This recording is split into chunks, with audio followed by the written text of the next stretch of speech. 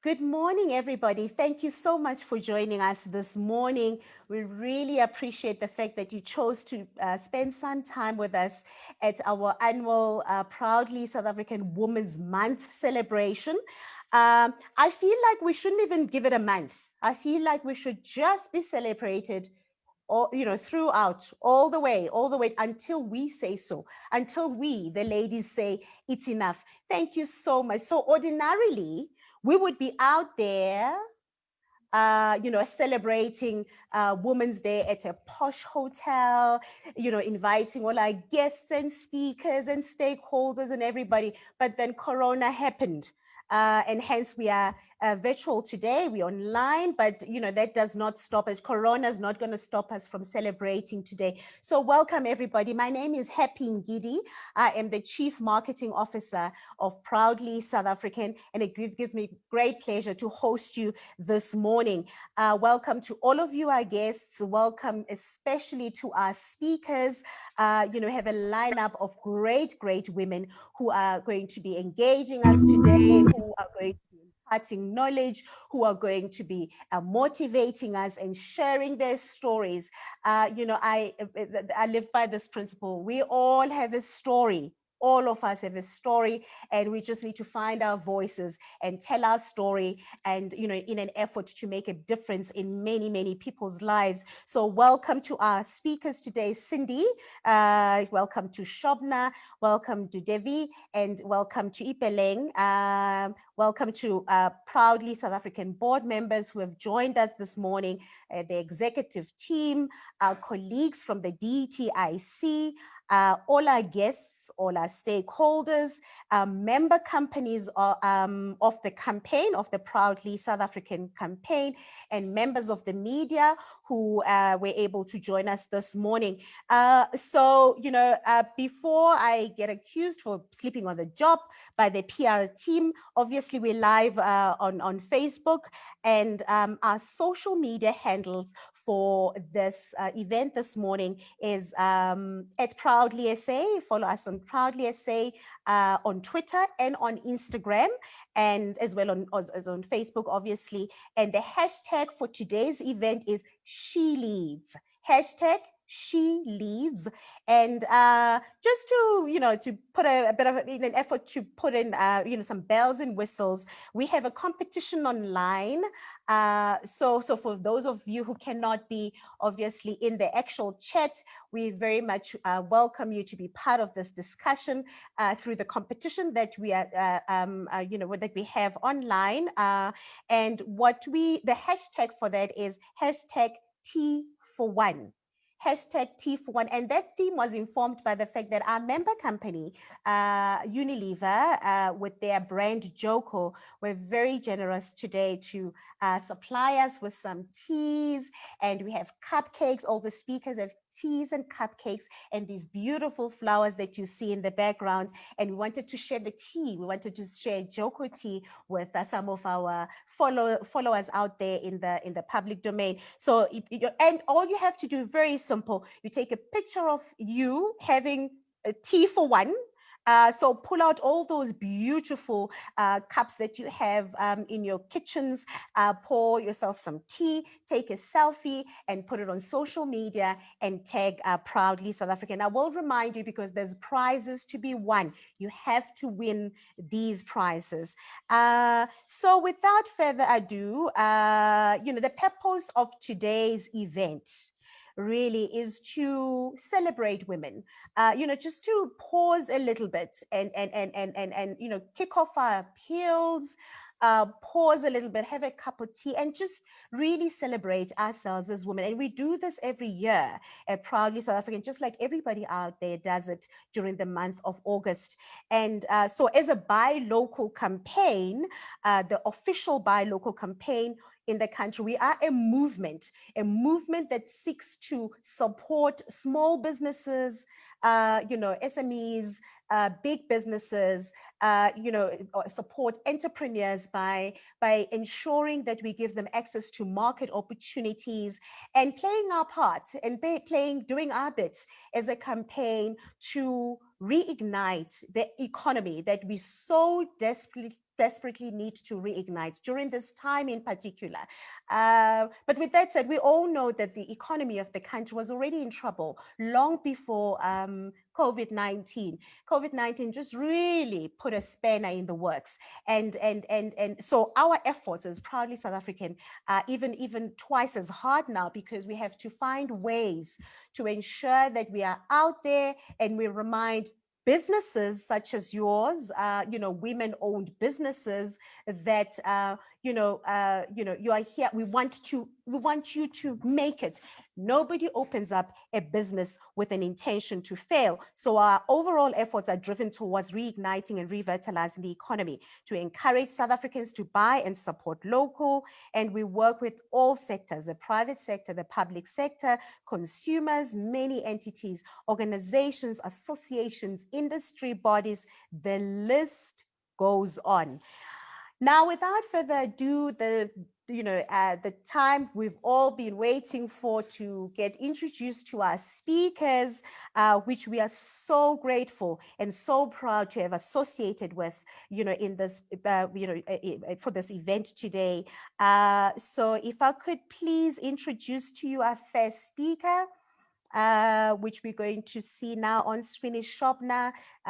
Here, can maybe see Shobna. Oh, it's Devi. Hello, Devi.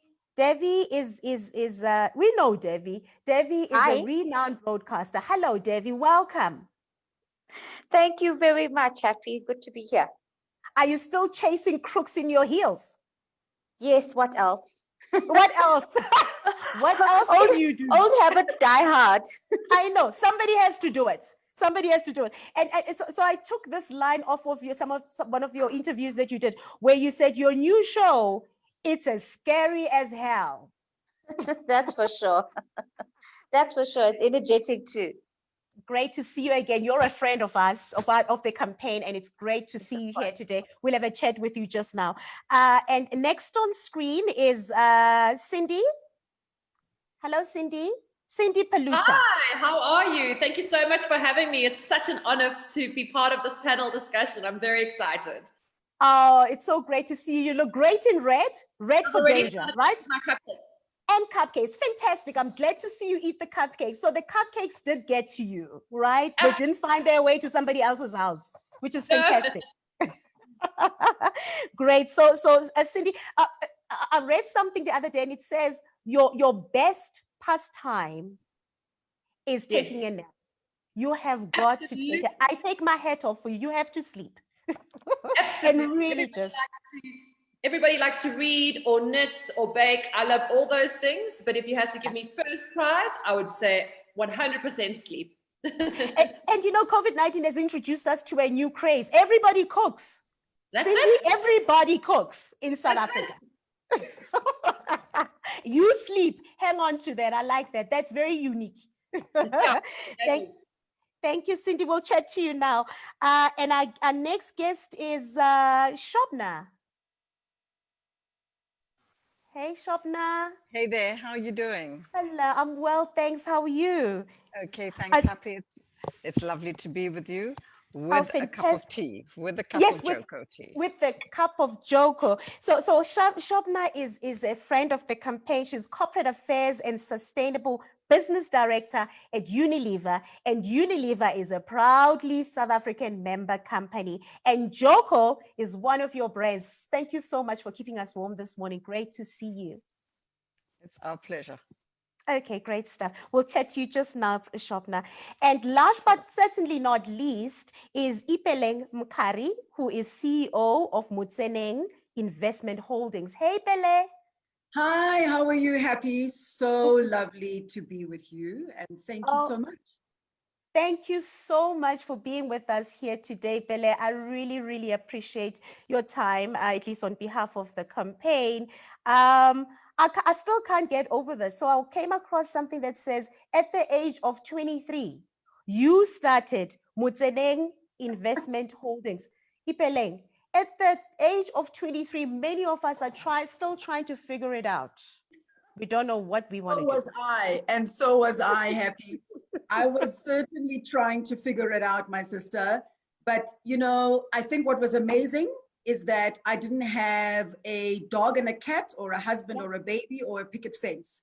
So it was kind of that time in your life where anything goes, and I tried it out, and just a great blessing, I suppose, that most of it worked out.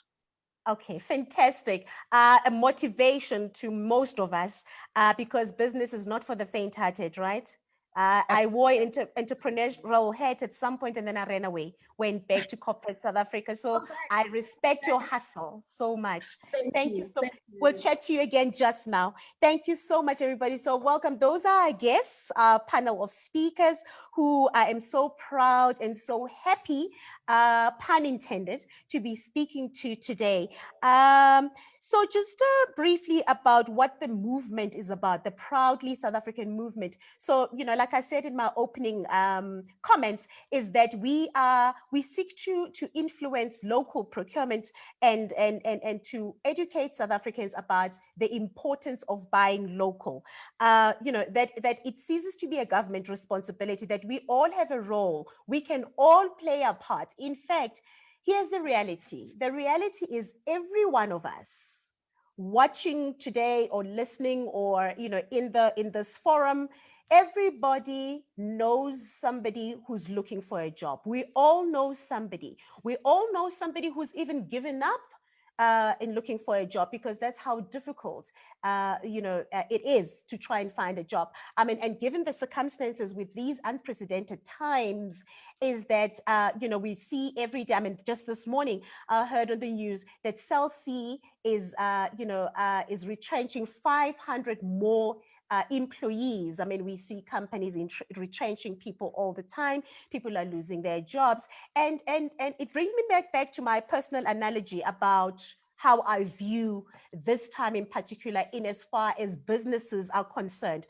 businesses who are trying to, you know, to make it and stay afloat, is that we're all in an ocean and we're all in different boats in the ocean.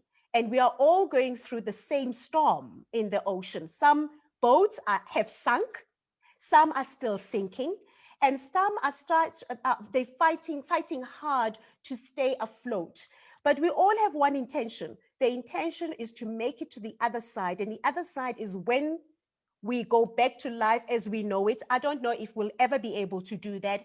But the other side is where we see our economy pick up again and gets to where we would like to see it going. So that's the storm that we are all navigating through these very, very difficult times. People are losing their jobs and people are really just going through the most, you know, financially, mentally, physically, and all of that. And we try to play our part as Proudly South African, to continue keeping our eye on the price, doing what we do best, making available access to market opportunities for women-run businesses, because we of the view that it's one thing for a woman to have a great idea and to run a business, but if they don't have a market to sell the business to, it defeats the purpose, which leads me to the next point that I want to make. So what you see on your screen now is some of women-run businesses that are members of the campaign.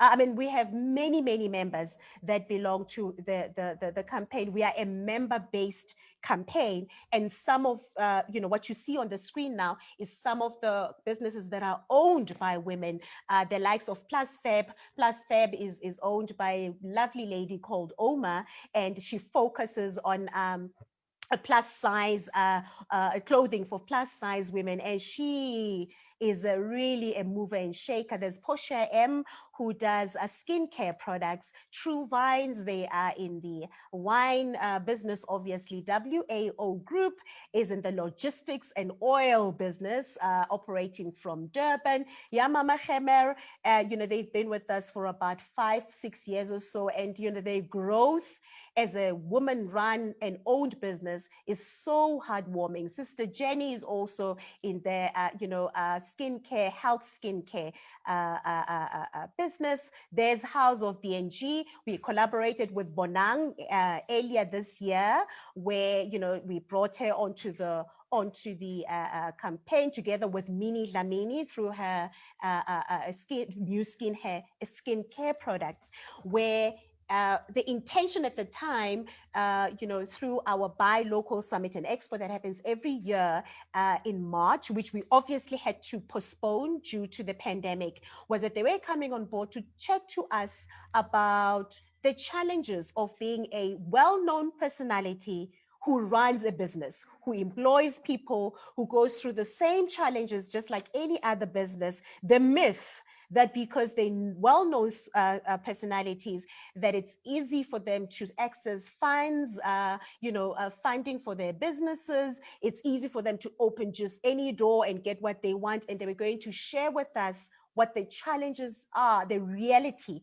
of the challenges that they face in their businesses. But the fact that Mini employs about 250 people in a factory in KZN is really such a beautiful story to tell.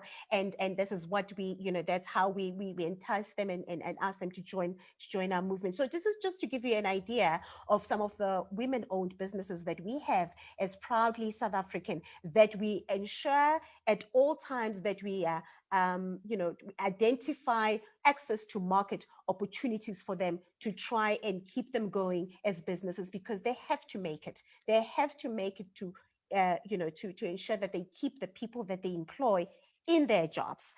So yes, so these are the companies that we empower, women-owned companies that we empower. So you're more than welcome to join us if you're a business sitting out there and you want these access to market opportunities as a woman.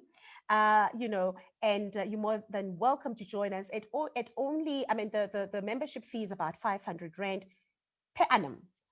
It is a drop in the ocean, given all the benefits that you're going to enjoy. So moving along to a bit of our chat now, I would like us to talk about, just to remind you to follow us on social media, hashtag T41, to stand a chance of winning that hamper that we are wanting that is there for you to win. So let's chat to our ladies now about one or two things, and it took us, it wasn't difficult to put this panel of speakers together. I mean, these ladies are really movers and shakers in their own right. They've done amazing work and they keep doing amazing work. And, it just only made sense to partner with them and ask them to join us this morning as we share, as we communicate, as we unwind, as we, take our heels off, as we really just take a deep breath and 1 minute to really just appreciate who we are as women. So may I please, Devi, are you there? Devi? I'm here. There we go. Welcome back. I like what you have behind you on the wall. I hope it's made locally. This is actually made locally. I'm here at ETV's, one of their boardrooms, and it's one of my favorite boardrooms to work in because there are two lovely locally made paintings, but a lot of our building does have that. So happy days. Oh, fantastic. Happy days are here again. So how have you dealt with lockdown, Devi? I mean, you're busy. You're very busy. You have a new show? I have a new show, but in lockdown, remember I had resigned from Carte Blanche and I joined ETV, and in the middle of all of this, because I had come here to do a talk show, COVID arrives and then it's lockdown. And for the first 21 days, I think it was almost fun being at home because we all ate too much, we made too much banana bread, and there was this sense that, well, it's going to be over within 21 days. And it didn't take us long to realize that as a family, we had to learn to live together. So when you posed your question, what was it like the first 21 days or just lockdown in general? It was fun in the beginning and then it stopped being fun. Because now you realize that there was no way it was going to be just the 21 days. And then suddenly you've got your husband and your children in the same house all the time. And I think we kind of love each other a bit more when people leave the house and go off to work. And then you suddenly realize I'm going to have to learn how to navigate through this. My son, who's 16, said a very interesting thing to me. I think it was around about day 15. He said, Mom, I need to talk to you about something. I think we have a dysfunctional family. And I said, why? And he said he thinks we fight and we argue way too much. And I had to explain to him that for the first time we were living in each other's pockets. And we had to find a way in which we had to navigate and love each other and find the magic that's always been there, but we were always distracted. And I had the added difficulty. My mom was ill in Durban, so with lockdown, I couldn't travel. So there was that concern. I had the concern that I had to get this new television show off the ground, and maybe it wasn't going to be the TV show that I had originally thought, which is exactly what happened. You couldn't do a talk show. You can't do a talk show. Now, who are you going to put on a couch? The whole reason why we're not physically in a venue is exactly that, because of social distancing. So there really was there was a lot of pressure, but out of it, I think, came a lot of magic. I've learned to love my family again in a way that's more meaningful because there are no distractions. And you had to repurpose the business, obviously, entire from business. one plan to plan B that was never part of the plan, you know? Wasn't part of the plan, was not, I mean, even the couch was made. The couch for my talk show was made. It was in storage and we just had to get the show going. And then I realized when we got to about May, I thought, hang on a minute. I need to come up with another business plan, because if I don't, I'm making no contribution to the business. And then that's when they gave me a Friday night. And I thought, well, what do I want to see on a Friday night? I don't want to see Corona TV. I want to see happy TV. I want to see positive TV. And I want to see a TV, kind of television that's going to make us all start to think very differently about who we are and where we are and what contribution are we going to make. Absolutely. But that still didn't stop you from chasing the crooks. I don't know if there's any happy thing about that. You know? No, yeah, you see, you know, you and I have had this discussion before, and many people don't know this. I love chasing crooks, guys. I don't know what it is. It probably comes from a very deep, dark place, but there's nothing better for me than to hold somebody to account. So I think I just went back to my default position, because I also figured out that very few shows were concentrating on the little guy, the average guy, and the issues that we were having. Yeah. And what is your biggest challenge, Devi, with all of this said? You know, where at times you want to flush your people in your house down the toilet, they just won't fit. And it doesn't mean you don't love them anymore. But you know, that what has been your biggest challenge? If you pause for 1 second and say, right, this is it. On the domestic front? Yes, and business. On the domestic front, it was just because mums and the women in our household, historically, well, since time began, our role is to keep the peace. Yeah. So what was difficult for me was to try to get everybody to understand that we each had a corner here. We each were responsible for our corner, and we had to learn to live together. We forget how busy our lives have been before COVID. We forget that people were hardly ever at home. So that was a very challenging for me. In a business sense, I realized I was now responsible for an entire team. I had to make magic TV, and I had to keep everybody safe. Yes. So there was no luxury of working from home for me or my team. We had to get out there, and we had to go and investigate stories, and we had to pretend almost as if it was business as usual. I'm lucky I've got a very young, vibrant team who believed in the vision of the Devi show. So it made it easy, but I still had to constantly, and even now, remind our people we are in the middle of a pandemic. Absolutely. And you know, this reminds me of my reality. I mean, at some point I wanted to just stand in silence and say to the universe, I'm sorry. I'm sorry. I get that you are a very powerful force, universe. I'm sorry. Because if you think about it, most of us, if not all, if you think about last year, we were up and about doing, I mean, we at some point, we hopped onto an aeroplane with you to go to Cape Town, to talk to politicians. And so we were up and about, and we're doing our thing, and we're busy, we're doing weddings and parties and all sorts of things. And I remember that many a time you would go home and say, I mean, I used to even post on social media on a Friday, and I would say, I do not want to hear anything this weekend. I don't want anybody to phone me. I don't want to know who's getting married. I just want to be on the couch with the remote. And then the universe responded. The universe said, I will give you that remote. You will be at home for 5 months on lockdown. You will rest. You've asked to rest. This is it. You're going to, do you feel that way? Do you feel the universe dealt with it? I think so. So for years, and it's always been this busy life, traveling, working. In my head, I was living my best life, if I think about it now. So when you get hit for a 6 with a pandemic, you start questioning whether this is your best life, because it doesn't feel like your best life at all. Yeah. But I'll tell you what benefits I've gotten out of it. I have, in a sense, the distractions have stopped. Everything just came into focus. Because the distractions aren't there. There are no weddings to go to. Yeah. There are no useless conversations. There are only meaningful conversations. So I find now that I'm quite fussy about the people I choose to talk to interact with, because that's what being at home for the first couple of months taught me, is that you're going to have to become very circumspect about who you choose to spend your version of silence with. Absolutely. I couldn't agree with you more. So before we pull in Cindy into the conversation, one question for me.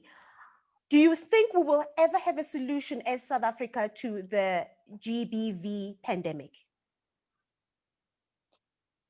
Short answer, no. Because it starts with how we raise our children. Yeah. So the short answer is no. Sure. I don't know what I was hoping for. I'm hoping hoping for a yes, maybe. Maybe I am. I'm hoping for a happy pill. I'm hoping for, because all I know is that something has to give. Something. And it doesn't just start when you've got somebody abusing a woman. It starts way back then. It starts with how we socialize our children. It starts with the language we use around women, even as women ourselves. Yes. It starts with so many things that there cannot be a short answer to it. Yeah. All right. While I'm going to invite Cindy to join in. While I chat to Cindy, please sip on your Joko tea or water or something. Where's your tea? Where's your cupcakes? Did it get to your house? It got to my house, but I couldn't bring it to the office. If I brought it to the office, there would be nothing left. Then there would be nothing left to defeat the purpose. Enjoy it later. For me, for later. Yes, for you for later. Cindy, are you there? Yes, of course, absolutely. I would love listening to Devi. She is just so wise. You almost forget that you have to speak after her, because you're like, well, that was a lovely discussion. She's just but let me tell you something, Cindy. Don't let, I'm sure you've met Devi. Don't let her height deceive you. She is as strong as they can. She is like, acting. But when I met her for the first time, I was so happy that I came across somebody who, who was shorter than me. That was for me. You know what? I loved about what she said there was that her son was saying, "Why are we all fighting so much?" And she had to kind of explain it. It kind of made me go, "Well, if Devi's kids speak back to her, then I'm okay as a mom." Because my mother, I would never speak back to her. I would just be like, "Sure, mom, whatever, in line." But clearly, no, you don't. I mean, I saw one of her promos, and I think she had Jason Donovan. And Jason said, Devi, I don't know what it is. I mean, I haven't done nothing, but when I speak to you, I feel like I'm guilty. But she's so lovely and so many wise words. And she touched on so many important things there about how we've all had to navigate through the challenges of lockdown, and how we've all had to, be these working women and change our businesses and our ways that we operate while still keeping our children and our family together. And she's so right. Women are supposed to keep the peace in the home. And we're not, none of us have ever gone through a pandemic before. None of us have ever worked through a pandemic. We've never lived through a pandemic. We've never had to be in a pandemic. So she's spot on. And now we're the women, and we're supposed to know all the answers for our children. And we're like, I actually don't know. Yeah, ask your father. We don't know. And how have you coped, Cindy? I mean, you're a sports broadcaster. Are you working from home, or have you had to, find your way to the studio? And how have you dealt with it? Have you lost your mind a little bit? Just a teeny little bit while you're trying to, Well, asking if I've lost my mind, you're assuming I always had my mind. So I never had it to start with from the beginning. But in all seriousness, when lockdown first started, my husband's in essential services, and of course, being in radio, I'm in essential services. So we weren't sure how that was going to look with the children. Would he be able to drop them off at my mom's house in the morning? How serious was lockdown going to be? So I had to stay home. As you can hear, my house is quite echoey. So I struggled to find some way to connect and to get the right, had laptop issues, all that stuff that you suddenly, all this technology you suddenly had to learn. And with broadcasting, it's live and it's immediate, so you can't make a mistake. It's not like in the office, sorry guys, my email's late by 5 minutes because, well, I can't connect. If you're late for radio, you're late for radio. My mom often equates it to being like a doctor and a surgeon. If you're late, you're late. So there was a lot of that challenge in the beginning. And eventually I said to my husband, I'm going back into the office. And then I went back into the office and we had 1 or 2 people in the office test positive for COVID. So obviously the business said, all right, only those that have to come in will come in. So I'm still at home, but I broadcast from my walk-in cupboard now, which has the best sound, but obviously not the best background. So that's why I'm coming to you from my echoey space in my house, because I didn't think you'd appreciate my walk-in cupboard. So we've navigated that. Then in between all of that, the children have to log on at 8 o'clock in the morning for school. I'm on air at that time. So and they're still little. They're 11 and 9 years old. And you kind of have to go, guys, I'm sorry. You just have to do it by yourself, which is really unfair to expect that of them, you know. So it's been very challenging. But you've got to keep yourself occupied somehow. You know, you've got to keep going. So yes, I have lost my mind a little. Absolutely.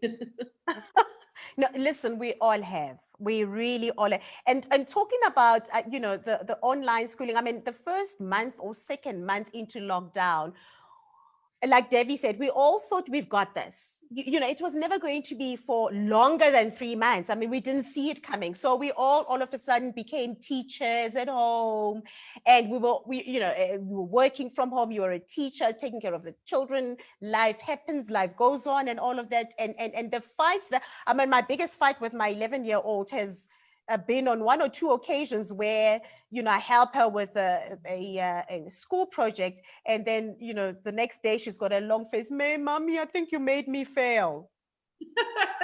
What do you mean you know, I gave you the correct answer. No, Mommy, it was the wrong answer. But that's not what I said. So the fight has been about that. But you're not a teacher, Mommy. You gave me my teacher says you are wrong. Did you not go to school, Mommy? How come you get it wrong? Did you not learn this at school?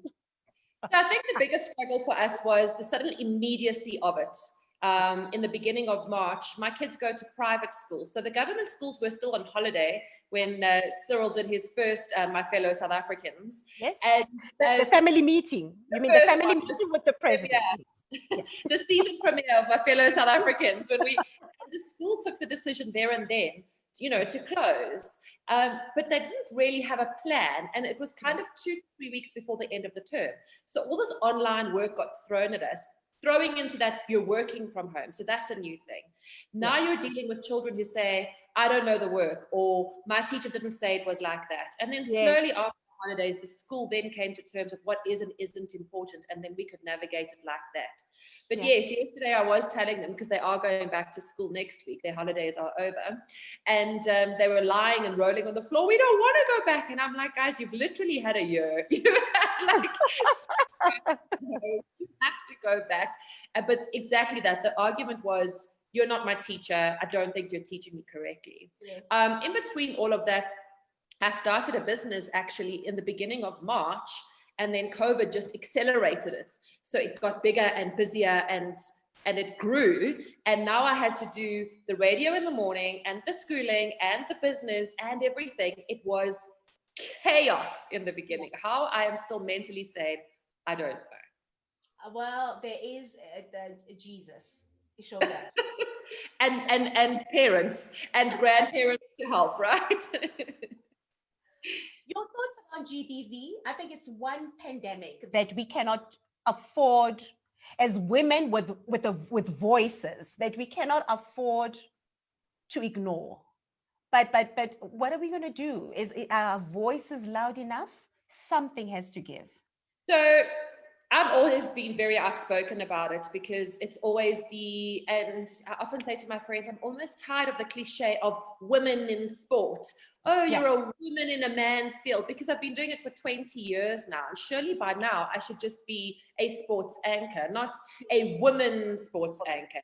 Just be, you're a sports anchor.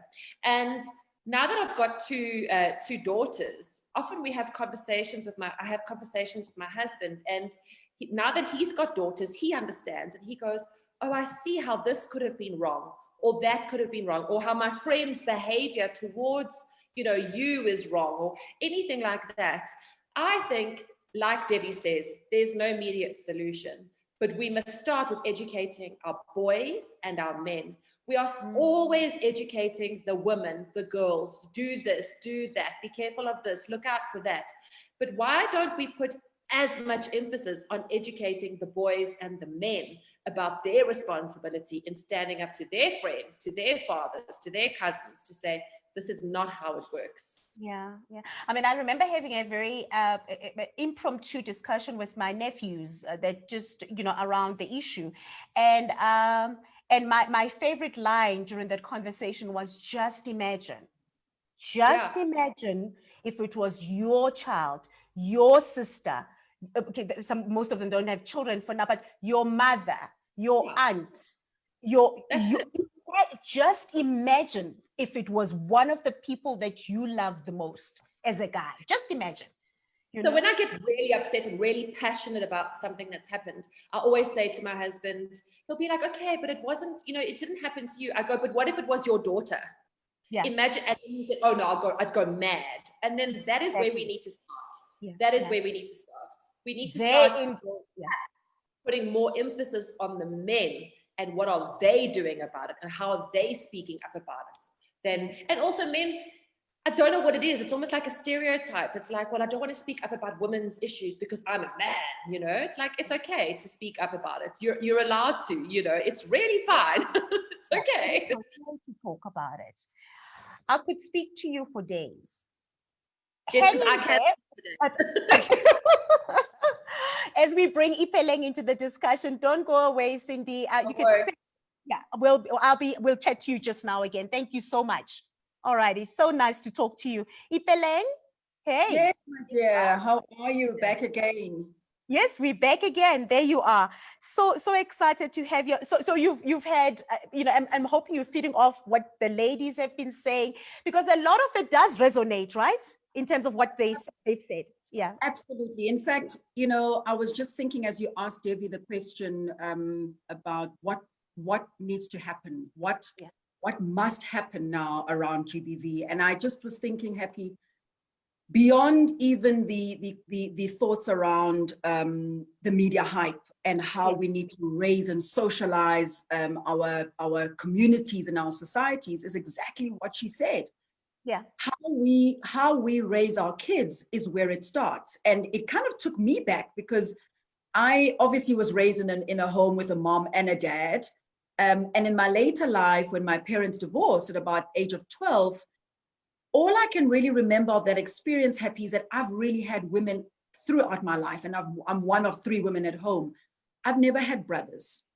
I've had lots of cousins, obviously, who are boys and male, but this experience is such an important one in those formative years of our kids' lives, of any South African child's life. And I think that it just comes down to, as Cindy also said, what are the things that we want our young boys and girl children to know about themselves and to be proud of? How do we want them to speak about themselves and about one another? How do we want them to, what lens do we want them to see themselves through? And it can only be about how we inform that conversation, how we inform our behavior right from the beginning when they are kids and we are, having that opportunity to really mold them. So many things cannot be done or undone later in life. So it's a very, very, it's very challenging for me, Happy, because I think right now, this month, this Women's Month, many of us, maybe you guys, have been challenged by, do I celebrate women? How do I celebrate women when so much is happening around and about women? And I think that we have got to keep standing up to say and to respond to the questions you're asking. We need to keep challenging ourselves. Absolutely. And you're so right when you say it, you both, you know, all of you are so, you're on the money. It starts with us, how we you know, how we bring up our children, because they emulate us, don't you think? Everything we do, they act it out, whether in private or, you know, right before our eyes, but they do emulate us as mothers, as fathers, and, you know, so as we really emulated our parents, as yes. we look at our, you know, it's that cycle, isn't it? Yes. And we have such an opportunity as parents, and even if you're not a parent, you know, if you're an aunt, you're an uncle, you're a cousin, you everything you do and say, down to, you know, how you talk about a woman in the presence of other women or men, and, you know, objectifying her, you know, simple things that made me happy growing up. I know growing up in Mlazi, in a township, some of these things were normal, you know, catcalling a woman, you know, stopping people on the road and making them feel like they need to talk to you because you're a man, and all those things. And it's just so hard, you know. But I think, as we've been saying, it's about a consciousness and constantly calling it out and talking about it and challenging one another. Absolutely. What has been your biggest challenge as a businesswoman? You know, so you wear all of these hats. First of all, you are Ipeleng, firstly, before anything else. Then you're a mother, a wife, a sister, a sibling, an aunt, a leader. As you know, as CEO, you are all of that. You know, and how has the pandemic shaped you as a person, you know, mentally, and has it had any negative impact on your business? Yeah, so great question. I think, you know, Happy, the biggest impact for me has been really just recognizing that before the businesswoman had, before all of it, you know, when the COVID pandemic hit and we were now sitting at home as a family, those first 3 months were emotionally challenging, but also there was such a great opportunity for me to get connected to my kids. And in the beginning, it was really hard. And my husband, in the beginning, I think it was hard just to manage, you know, the tasks, the roles, the different things that had to be done. But I would say second month onwards, there was this sense of acknowledgement that here we are as a family, we have spent and have the opportunity to spend every meal together. Something that we just had not done. We hadn't done. We have the opportunity to use the rooms in our home that we had forgotten, that we walk past every day. We had the opportunity to play cards, to connect. And you know, I was laughing the other day talking to one other businesswoman and sharing a story with her about a business matter. And I said, how are you coping? She said, I love COVID. I love it. Because I'm happy. What do you mean? She threw me off. She threw me off. But you know what she said? She said, Ipeleng, I have had the opportunity to look at every single crack in my house. I've had the time for my children. I have spent it wisely. And in fact, I love coming into meetings, looking amazing, having my pearls, doing everything, and then being able to know that I can switch off my video while someone's talking and I can dream for a moment. Now, not all of us have had that opportunity, but I think that what she really was saying is we all had to stop for a moment. Yeah. I've had the benefit of saying, actually, Ipeleng, difficult as this has been, you've stopped, and the most important person you can be is the best mom and the best wife, best Pili, and then you can be a great businesswoman. From a business point of view, Happy, we're an essential business in many respects, and touch wood, you know, from the get-go, from the beginning, we have had to continue supporting our clients, managing facilities, getting service providers to come and support them almost consistently. In fact, it hasn't stopped.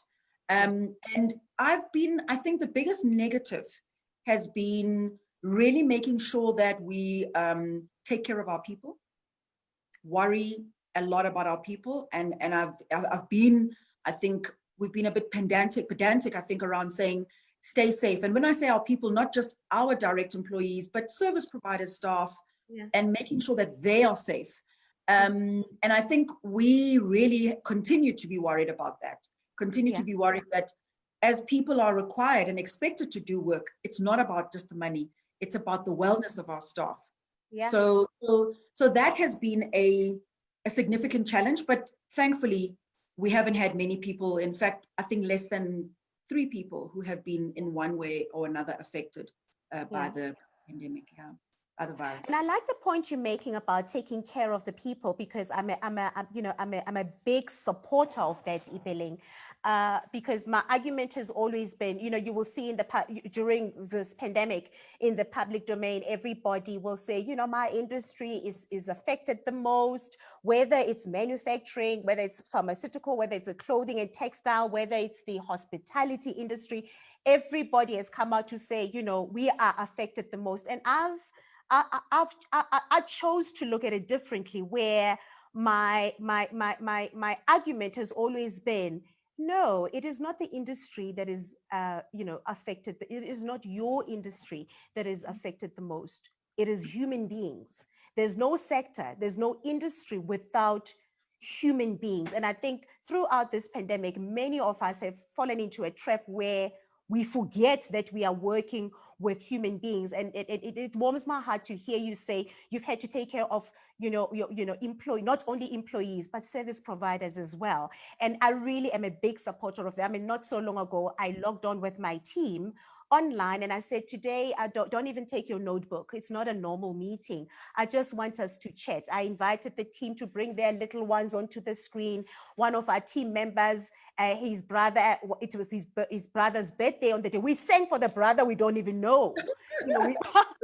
We say, I mean, he was blown away. He thought, what type of my company does my brother work for? We sang for this dude.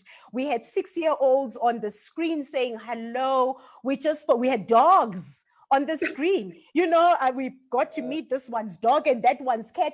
And that was the purpose of that meeting today. I think when we got off the call, the team must have thought, our manager, boss is a little, this is what COVID has done to, but I needed to do that. And it's an ongoing thing where we have got to just acknowledge the fact that we are human beings. Don't go away, please, Ipeleng. I'll be, we'll be back.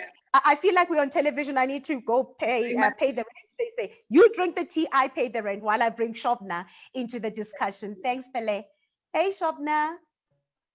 Hey. Hello.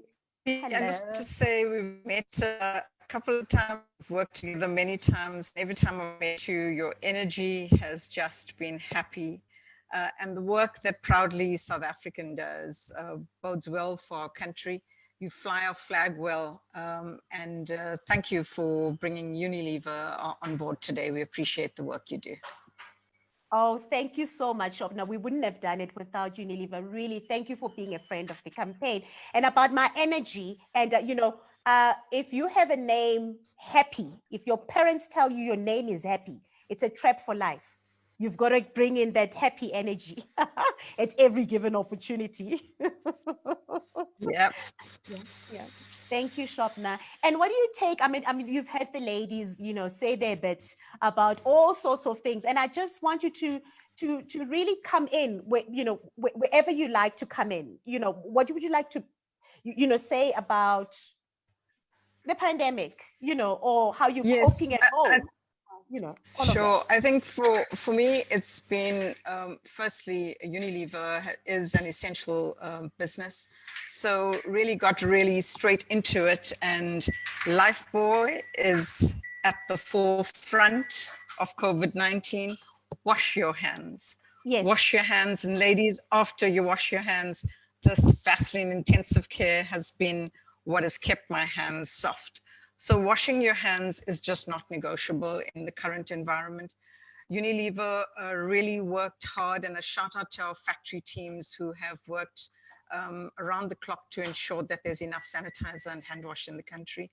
And to our employees who have worked from home since March to ensure that the business has been running. We almost digitized overnight. I'm just amazed by the energy even though we've been remote. So I think right now, 5 months later, it's really working out how we keep that energy up and how we keep the sanity of our employees sane, simply because it is long hours. It is trying to keep the balance between being the mum and everything that all the other ladies have spoken about. So a real big shout out to the Unilever team, the leadership, as you know, Luc Olivier Marquis, our boss, also truly concerned about our communities, and our teams have come together to donate almost 20 million Rand worth of Unilever product throughout the country to ensure that vulnerable communities have been supported in some form or the other. Our supply chain also disrupted and interrupted, but we've worked hard to ensure that our customers, our big customers like Pick n Pay and ShopRite, etc., have had enough product to supply our consumers. So all in all, overall on the work front, it's been a total team effort and a real amazing united effort to deliver the business agenda. And of course, the challenge will remain in terms of how we continue to work in that new environment, because I don't think it's going to be over anytime soon. Yeah. But all of the products sold in South Africa are 95% locally made. So we are a proudly South African company. That being said, I was also really pleased to be home with my family. My 3 children are studying in Cape Town. And so we came together for the first time in many years, and it was wonderful to be able to bond with them. And a big change that happened for us was the fact that we sold our family home, which we'd been in for about 21 years, and moved in the midst of COVID, which was a very difficult thing to do. And so if my connection is slow and the room isn't ideal for transmission, etc., it just comes with the territory. I think what has really come to the fore for most people listening in is our ability to adapt overall, the agility that we've shown as a country. My husband is a medical doctor, and so on the forefront of COVID. So that emotional pressure, the physical constraint of how we manage him on a daily basis, and the war that we see happening outside in communities, people who are starving, people who have died, and there's just nothing worse than death. And so I think once you look at how, families survived that, families who've lost ones who are close to them, it's really difficult to overcome that. And so you gain strength from what this pandemic has actually posed for you. And so I think as a country, we've united to fight against it. And I'm really certain that we'll come out from it. And on the issue of GBV, certainly one that, does not have easy answers. And for as long as I can remember as a woman, from a very early age, I think 30 years ago in my first job, when I looked at shopping center management, the thing that struck me was when all the shops were being allocated, most of them were being occupied by men. And although I was very young at that time, I said, we're the women tenants, because that's the first thing around the fight against this is the empowerment of women and the entrepreneurship and the financial stability of women in order to fight against it. In my second career in higher education, one of the strongest fights against the harm against women is policy, because policy protects women. Simple things like, the process to protect you when you actually go to report a case. Yeah. So policy in this country has to protect us, and everyone out there and everyone in a position of power who can help women through policy must do our part. And finally, every corporate is doing so much, and I think a collaborated effort such as the kind of stuff that Joko is doing. And really, if you can, the next time you're in a store, buy a box of Joko.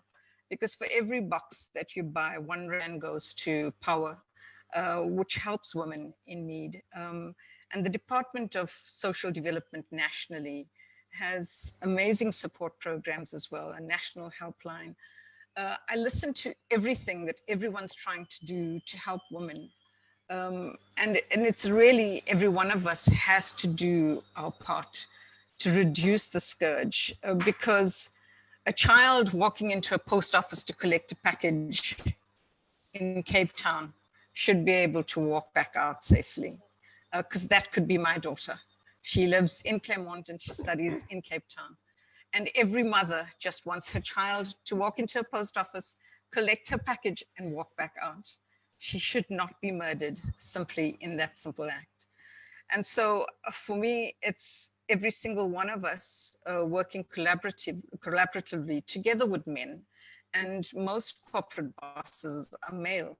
And I'm always been amazed and encouraged by how committed they are to this fight. So I think we have to work together to do the best we can. Happy.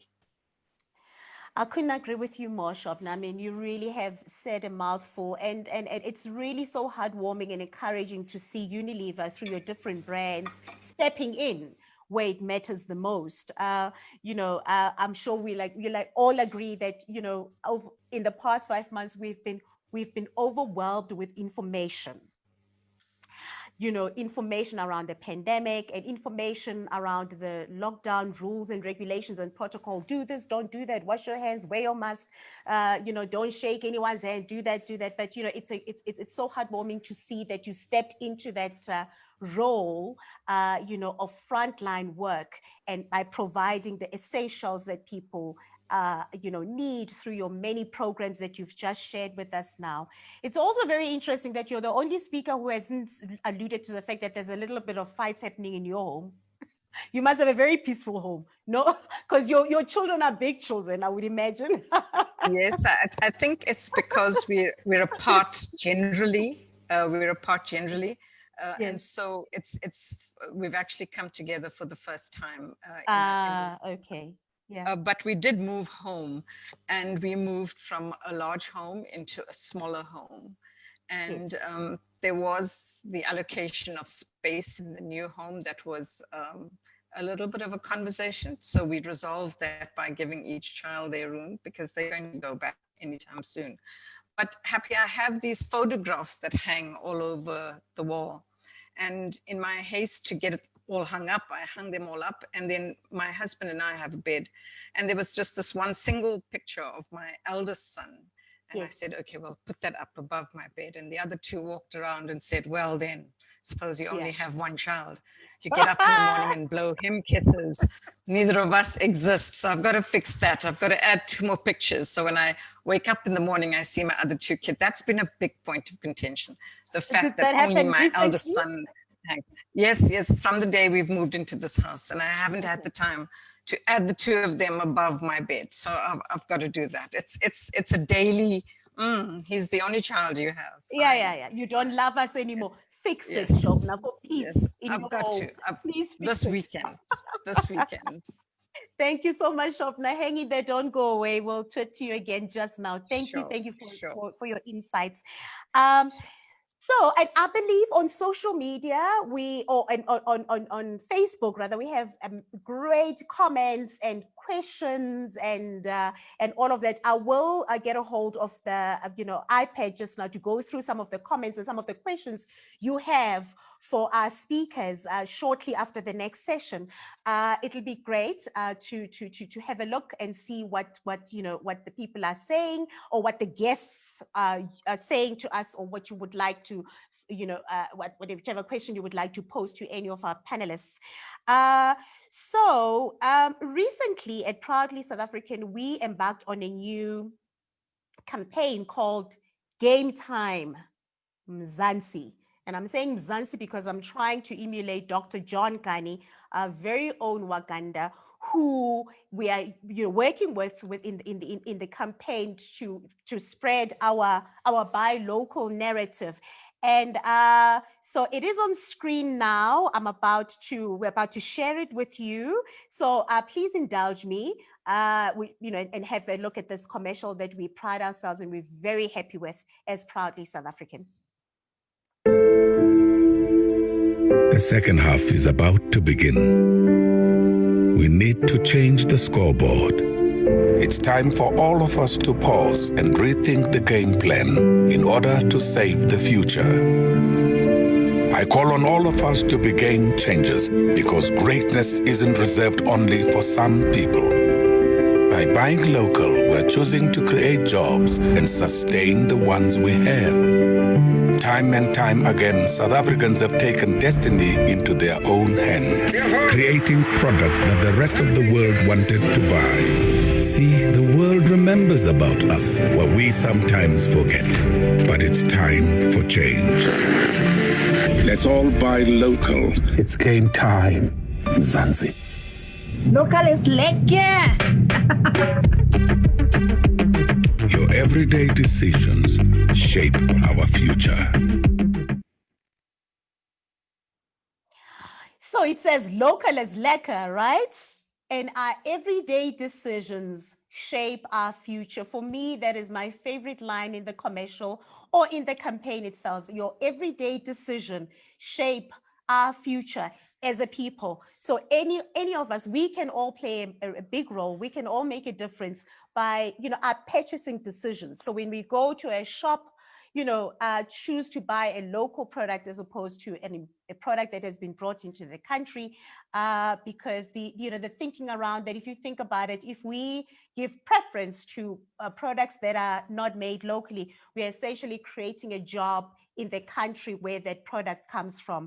So this, it's a very emotive campaign, and through the commercial, very emotive, a hard-hitting message. And I just want to get the views of our panelists, if I can have them back on screen. And before I get their views, there's some lovely comments on Facebook that I would like to share with all of you ladies. Somebody says, Devi, catch them. You must chase them, those crooks, and hold them accountable.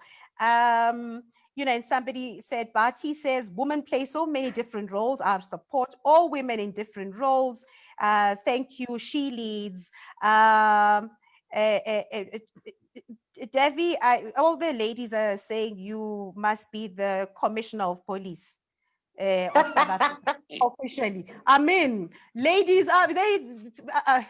they say she must be, I don't know what must happen to General Beggy Ipeleng. What must happen?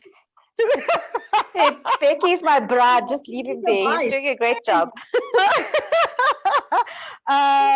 Somebody's saying that Nikki says we are correct. We must always remember the humanity that comes before anything else. Ipeleng, you are such an inspiration. Shobna, can I be part of your team members? Somebody says. Anytime. Sure. Question for Devi. For women to succeed, it clearly demands courage and the ability to be fearless, not worried about anyone's judgment. You clearly display this strength. How did you get here? Wow. Oh, that's a very simple answer. You see, where I come from, they told me I was good enough. Okay. I grew up in rural KwaZulu-Natal in a little town called Umzinto, and my parents told me I was good enough. My family, my community told me I was good enough. So it's the most amazing thing, and you only start to realize it as you become older. When you walk into an interview, when you come from a space where they already told you that anything and everything is possible, you have a different kind of confidence. And it's a lesson for all of us to learn in terms of how we raise our own children, but more importantly, those relationships we have with children who may be outside of our family network. We need to tell them they're more than good enough. For sure.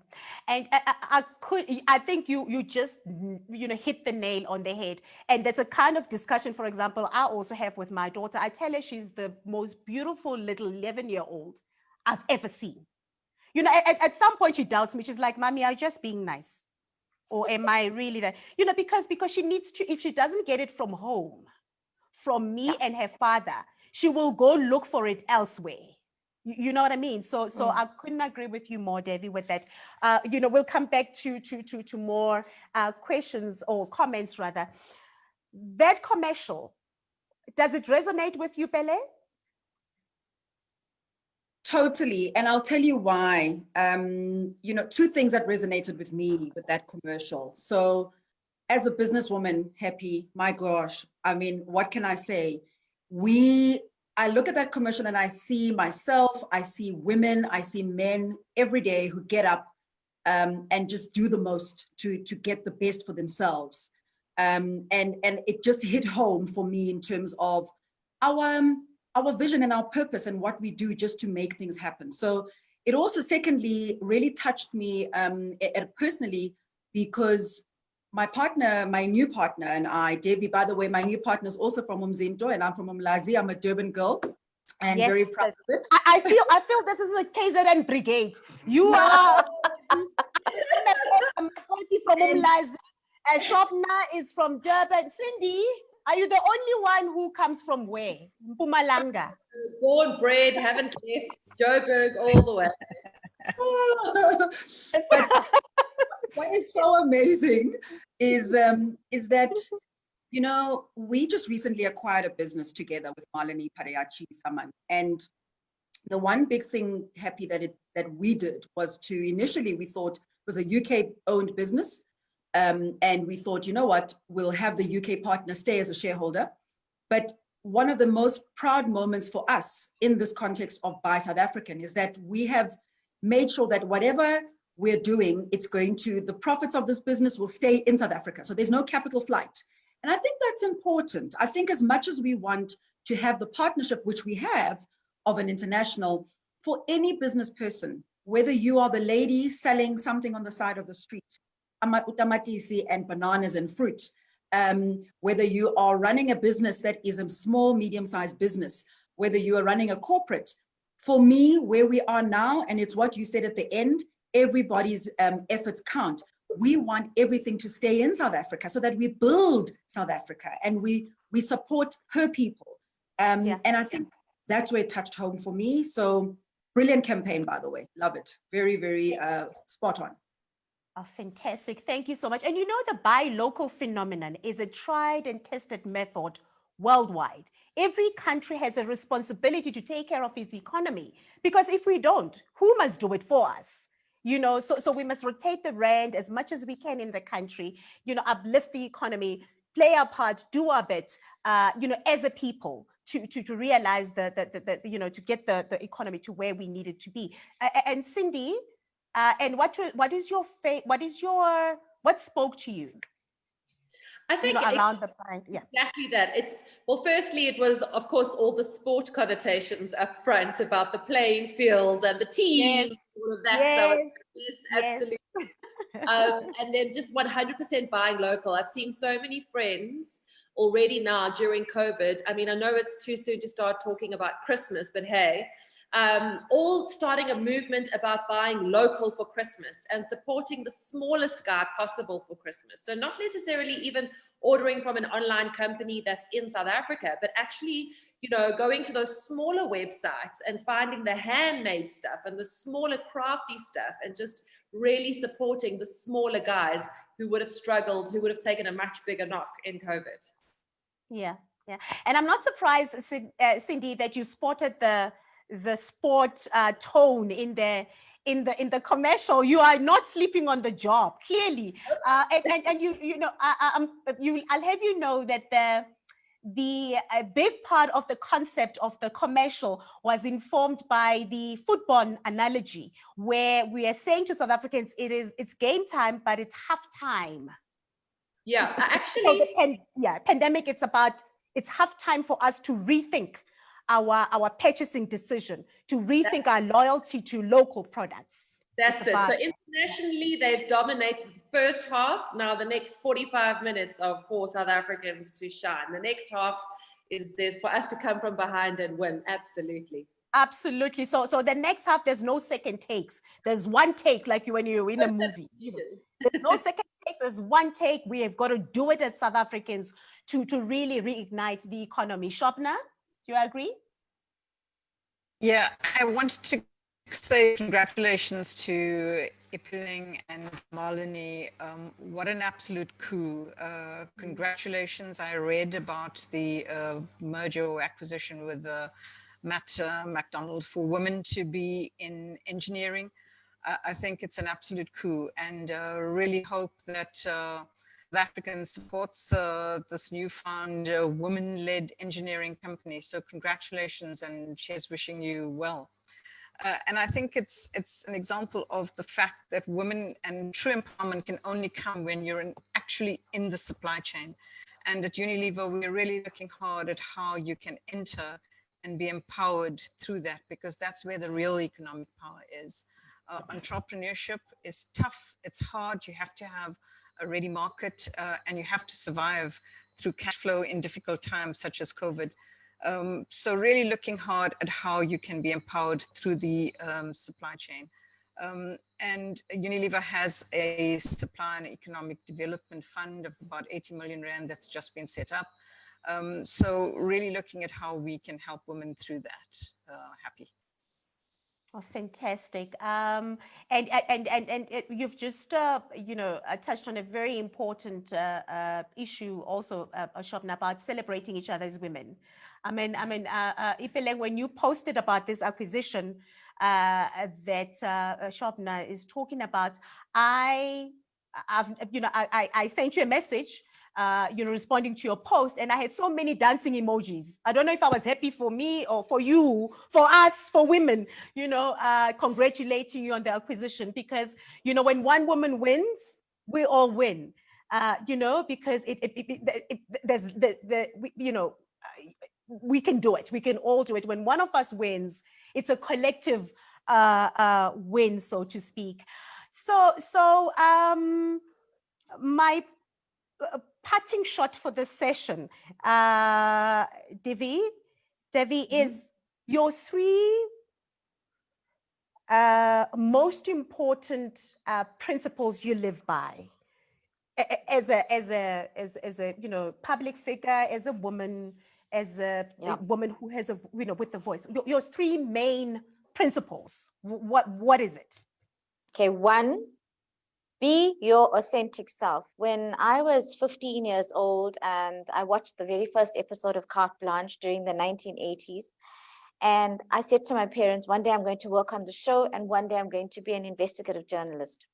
I spent the next couple of years trying to prove to everybody that I could do it, because people said to me, you look too Indian, you sound too Indian, you need to soften your accent and maybe go for elocution lessons, you need to change everything about yourself.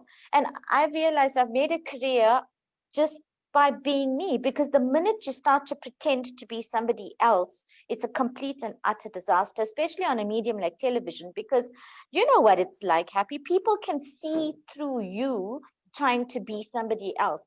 Yes. And that is starting a movie, and we know how all of that ends. The second thing for me is walk the talk. If you say you're going to do something, then you do it. And if you, maybe it's easier for people to understand it from a brand point of view, and you sit down and you ask yourself, what are the three things that I am known for? In my mind, honesty, integrity, the truth, that's part of what's inside my DNA. But you've got to also walk that talk when you're not doing the job. Yeah. Because that is how it becomes part and parcel of your DNA. And my last principle is a very controversial one. I keep saying to people, stop stealing somebody else's karma. You know what that means. We often want to help and we want to assist, but in doing so, we go so overboard that we start saving that person from their own learnings. Yeah. So they don't learn anything, because you are constantly going to be the rescuer. And especially when it comes to women's issues, we love being the people who are going to always be there to rescue somebody from themselves. You need to learn to do X amount and then watch somebody else fly by themselves. And if they don't support, but don't steal their learnings, because I think We all have enough learnings on our own plate. No point in adding more. Don't steal somebody else's shine. Yeah, don't steal somebody else's learnings, more importantly, because we like saving people. You know, so we know the bad relationship situation. You've got a girlfriend, she's in a bad relationship, so you keep telling her over and over again, not a good idea, get out of it. Well, don't go rescue her from it, because her learning is getting out of it herself too. For sure. For sure. Thank you so much. There's comments. So Jody Scholz, and I will put it out there. Jody Scholz is one of our board members. I'm so glad that my appraisal is coming up soon. I'm glad that Jody's here. Jody says that thanks so much for this informative session. So glad that I'm not alone in trying to juggle my different roles and trying to stay sane. You're not alone, Jody. I think all of us are trying to do that. And Durrell said, you know, how do women change their thinking that we don't have to do it all in family and in business? Can we have it all in family and in business? As some of the narrative is that women cannot have it all. Anybody can take that from the panel. Ipeleng? I think I love that, because I in my early years believed that I needed to be all and try and have it all. And I think it's a fallacy. It's an absolute fallacy in my view. What I believe, Happy, is that you've got to be there where you are. Be there where you are. I am right now here. I've had a daughter who's just gone walking at the country club with her friend and come back whilst I was off video, and I could hug her. But I could say to her, Nana, mommy's right now on a webinar. And I think it's that thing that we want. We want as women to be super women. For me, I don't believe there's such a thing. I just believe that being the best of this woman, Ipeleng, is the best that I can be. And being able to be vulnerable and say, I can't do it, or I'm struggling. I have a challenge here. I need your help. That, I think, brings us to the best person and the best leader we can be, the best moms we can be, without ever feeling that we've not actually risen to that level of the superwoman, or, you know, we've got to be it all. And I think, Happy, it's something that, in another webinar, someone said to me, how do women, businesswomen, learn to improve who they are? And I said, we don't improve, we are the best. There's no improvement here. That is just, why are we saying women must improve?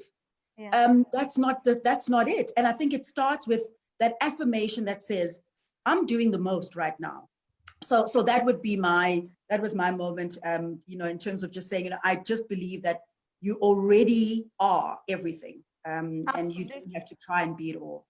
Absolutely, which brings me to my something that I've always struggled with, though I understand and appreciate the context in which it is said, especially during this month where we say imbogodo, you know, what tintabafaz, what titimbogodo, and the context I have, you know, so much respect for, but I struggle with the meaning of imbogodo. I think we can't be real, right?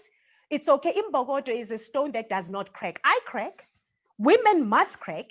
You know, I have an ugly cry every now and then. I go to bed with a tub of ice cream as I deal with things. I have my glass of wine as I try to process things.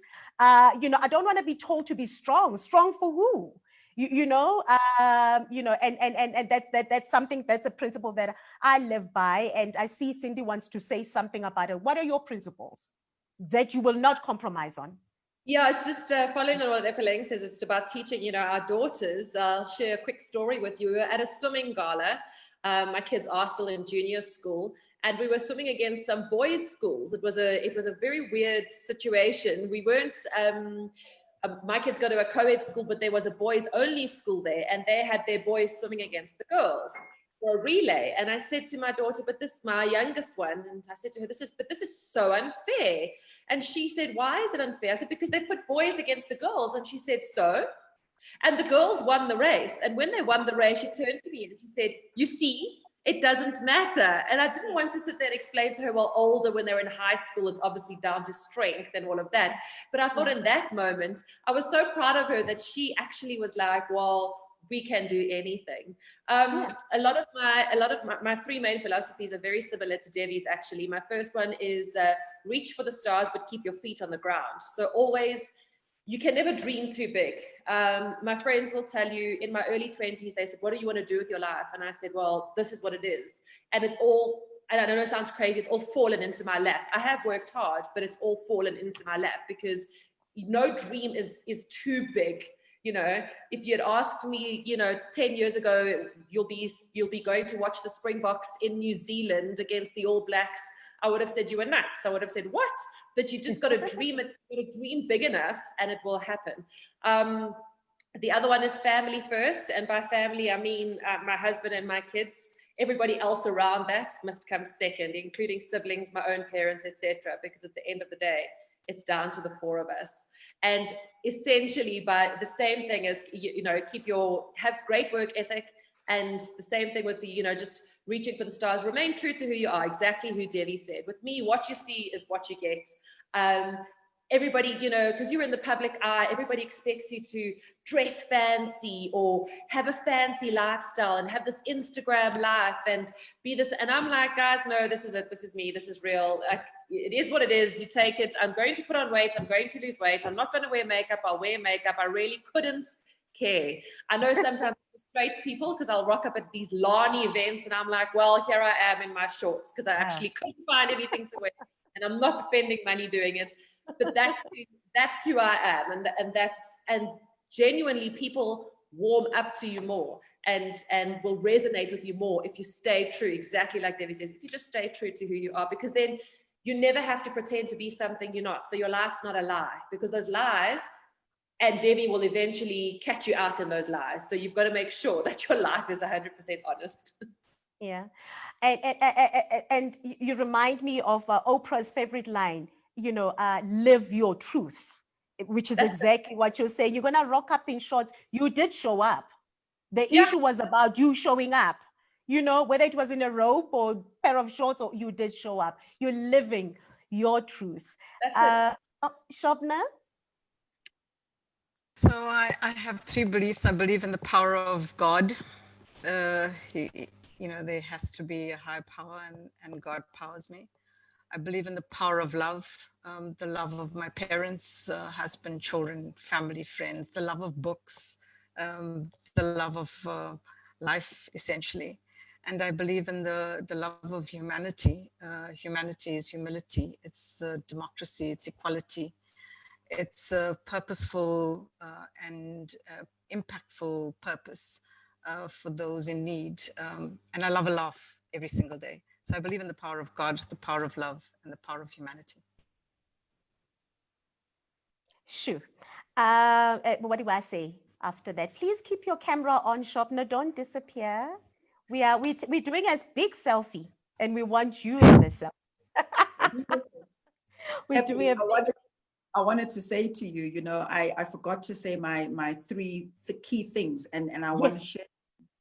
So I just believe that you've got to own your path, walk your path, stay in your lane. And that has been so important for me in my career, my adult life. Owning everything that is me in my space. The second that I truly believe in is self-love.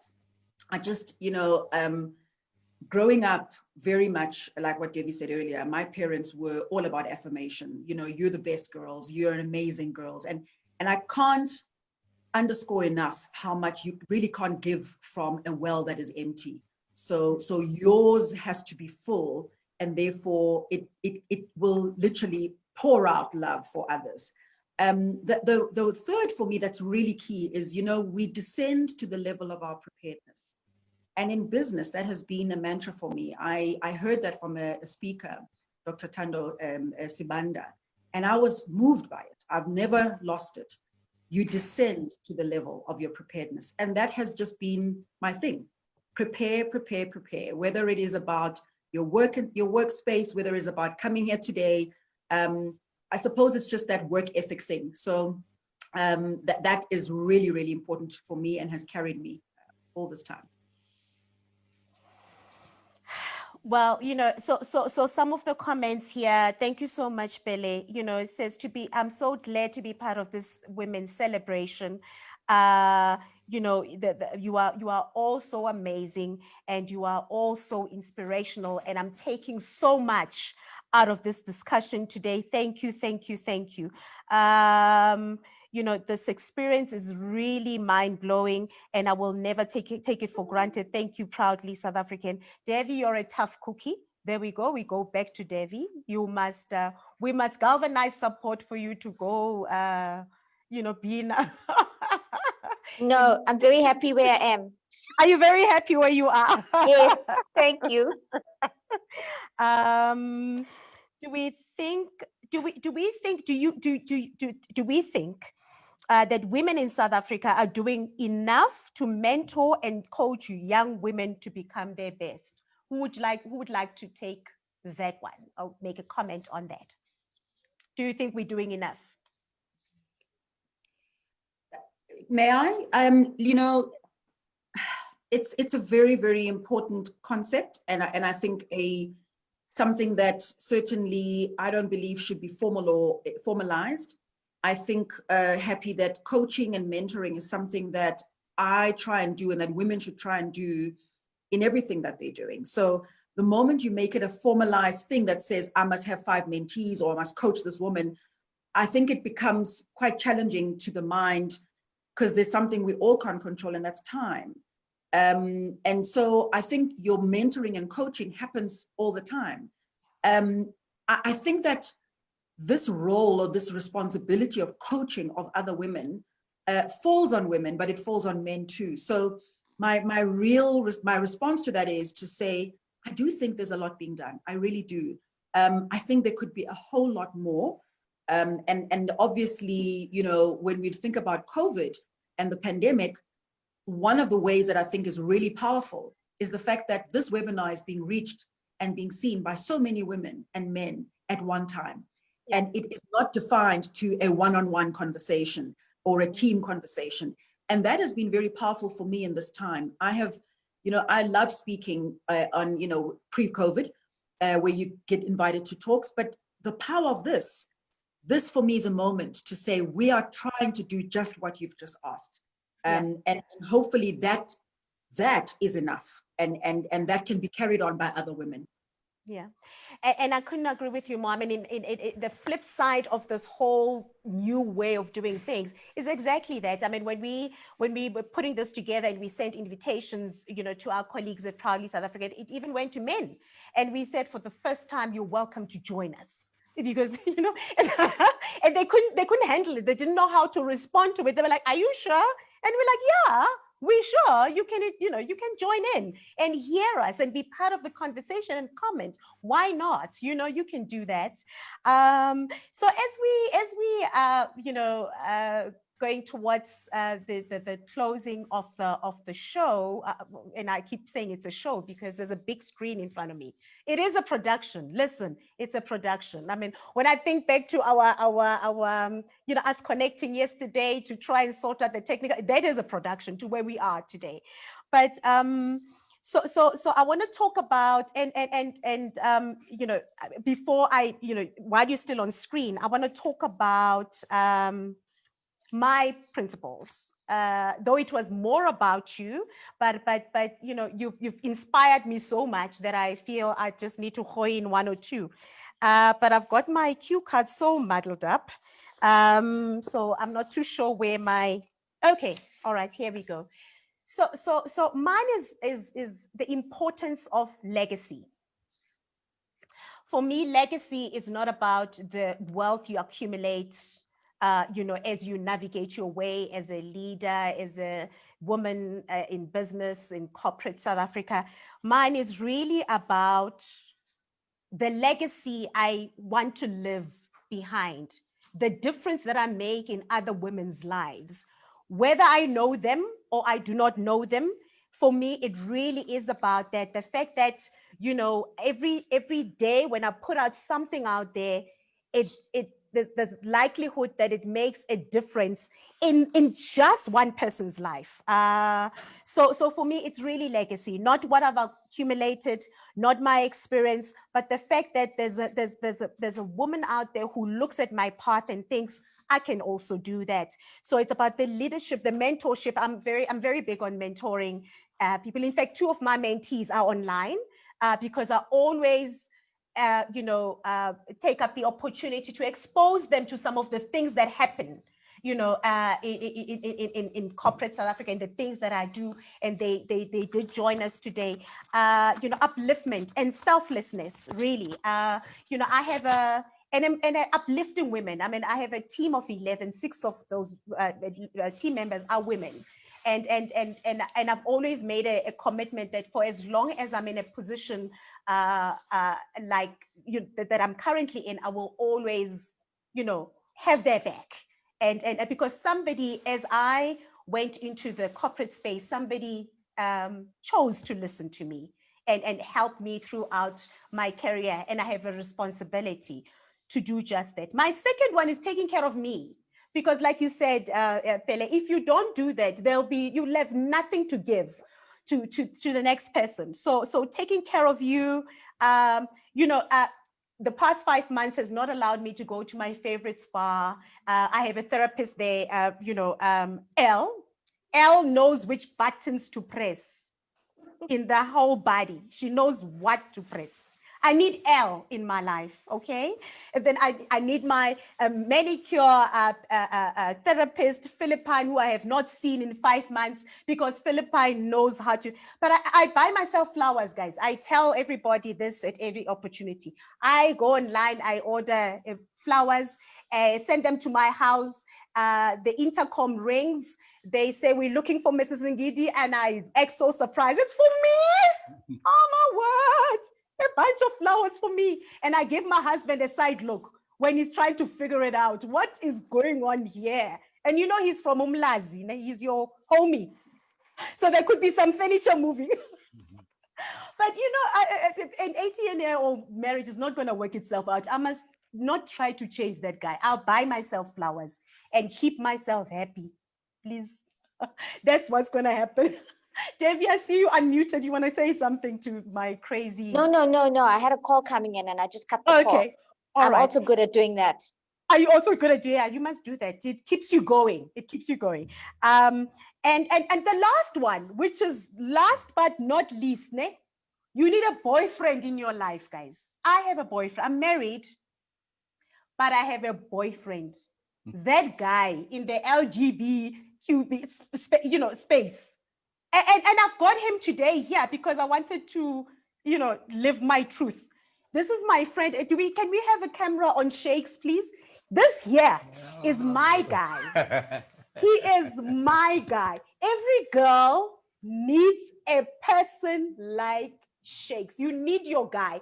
I can go to this guy and have a ugly cry, and we both have 2 bottles of wine, and I just let it all out. He will never judge me. The only problem with Shakes, okay, so here's the deal. Shakes is, I am Makumalo, right? So I'm happy Makumalo Ngidi, and Shakes is our personal Manduli. So you would know our former president, Zuma, had Makumalo, the first lady, and then there was Manduli.